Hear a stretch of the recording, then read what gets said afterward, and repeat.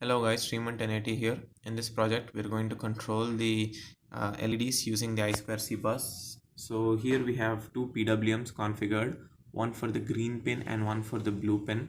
And then I have one easy I2C over here, and this is a switch that I have configured over here. Now, going to the main program, the designer page, design wide resources.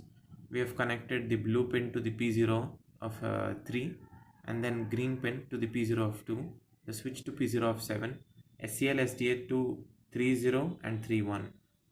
We can find all this data from the Psoc 101 page, and then in the main program we have taken two buffers. We have taken one buffer, two compare strings. We have started two PWMs, started the I2C. Here in the easy I2C set buffer, we have taken the number of buffers that we have taken. Next, second, we have split the buffer into two pieces, and then we have passed the address of the buffer. And here we are writing the buffer to the PWM. Now basically what this does is this will write whatever we're giving over here in hexadecimal, and it will send it to the PWM and it will write it to the PWM. Now here this shows both are low. Now what I'll do is I'll just write one as 0 0.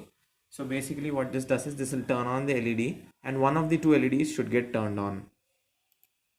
Now the green one is turned on. Now what we'll do is we'll delete this line over here, and then we'll write this. So basically this should turn off the green LED and turn on the blue LED. It did. Now if I write 0 0, this should give me a mixture of both the LEDs. It gives me a bright blue LED. Now again, if I have to turn off both the LEDs, over here I write FF and then FF. Let me just send it.